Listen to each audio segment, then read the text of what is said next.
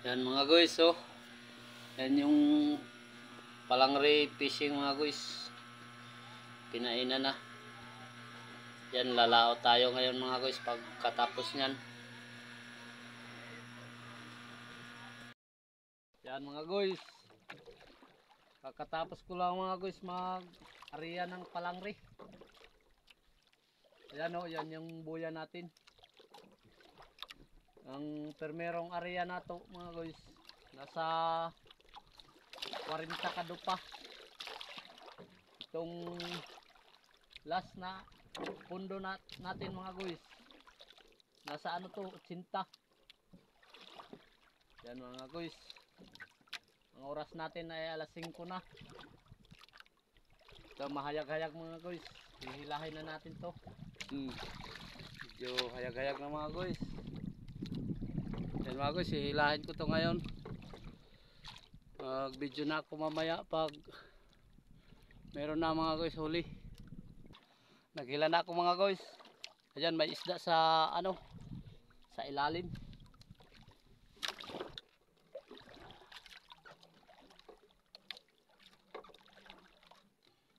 Ayan mga guys, oh. Lipte. Lipte siya, oh. Laki. Laki. Yan, oh. Laki mga guys, oh.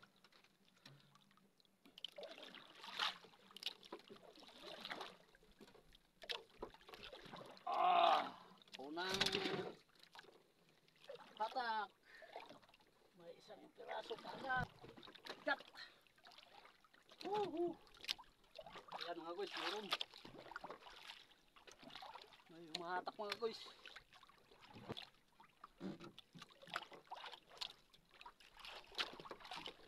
Ayan, may pagi.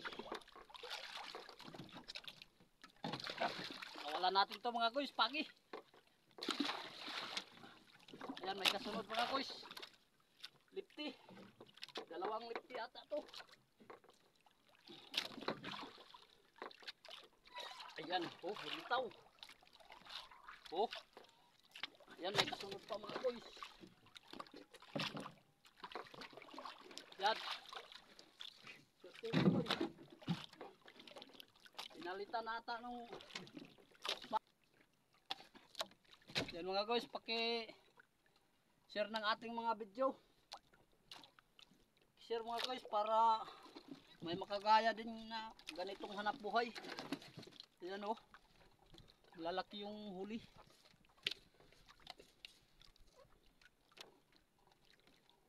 Meron pa doon mga guys, doon.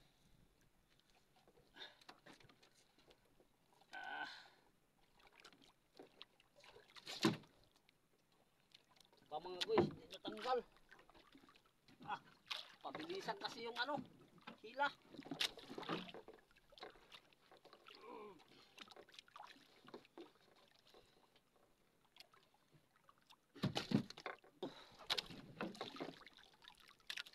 Mga guys, oh.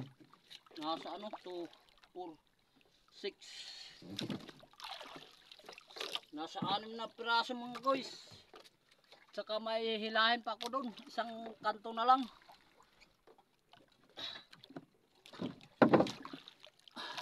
Ito mga guys, oh, itaas ito. Itong 4. Oh. Nasa 7 piraso pala siya. Yung ganito.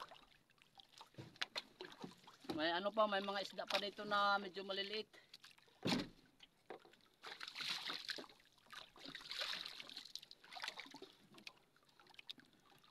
Doon may hilahin pa ko doon, mga isang kanto na lang yun. Yun mga guys, abang-abang lang sa ating mga video.